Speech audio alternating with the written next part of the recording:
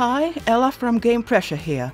Let's take a quick look at some of the most interesting upcoming releases of May. The upcoming Prey has hardly anything to do with the 2006 shooter by the same name. The reimagining of the series is helmed by Arcane Studios, known for Dishonored and Dark Messiah, and seems to take cue from the atmosphere-heavy games set in space like Alien Isolation or the cult classic System Shock. Sure, we'll get to do some shooting, but ammo will be limited, and our arsenal will be closer to that of Isaac from Dead Space, rather than that of a Warhammer Space Marine. Using various tools to solve puzzles and explore, we'll fight for survival against shape-shifting aliens and uncover a gruesome mystery. In the market oversaturated with explosive space shooters, a more thrillery approach and focusing on the story makes us eager to try out Prey. And by the way, the soundtrack sounds pretty cool.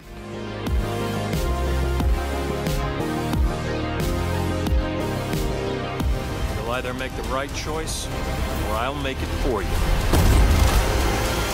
2013's Injustice Gods Among Us was a Mortal Kombat clone set in the DC Comics universe. Despite some wish fulfillment and a fun, yet at times absurd story, it wasn't as successful as it could have been. Some complained about the visuals, others about the disappointing fighting system which made the game just okay. In the upcoming sequel, Injustice 2, NetherRealm Studios wants to correct the mistakes of the predecessor, improving the visuals and adding some new features like more customization and a gear system, which is supposed to include a loot mechanic of sorts. The story will continue the plot of an evil Superman in an alternative universe, set up in the first game. What interests us the most, however, is the inclusion of fighters like Blue Beetle, Poison Ivy, Gorilla Grodd and Supergirl.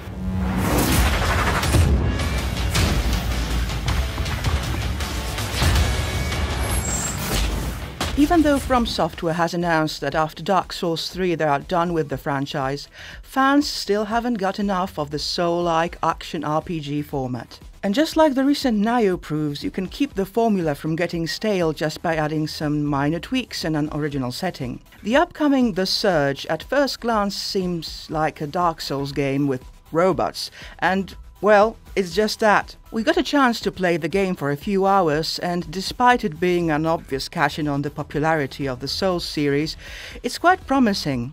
In the post-apocalyptic world of The Surge, we'll find hardly any humans, and we'll instead fight against robots and various machines. Even though robotic foes seem pretty generic, we fought one of the bosses in the form of an excavator machine, and it was quite fun. If the developers keep original enemies coming in throughout the rest of the game and play around with the formula a bit more, Souls fans will be greatly satisfied. If you leave me here, they'll kill me.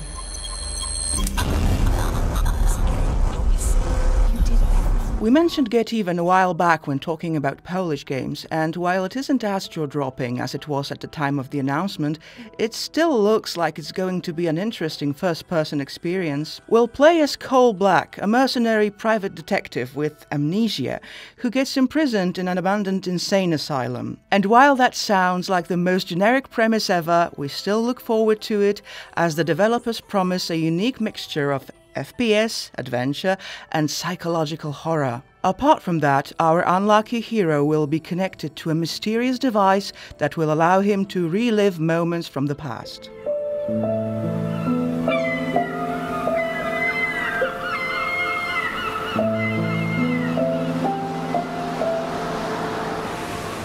The eco-inspired Rime disappeared for a while due to a problematic development cycle after it was announced back in 2013. Lucky for us though, the game from Tequila Works that brings to mind such titles as The Legend of Zelda Wind Waker and the indie gem Journey is set to come out in May.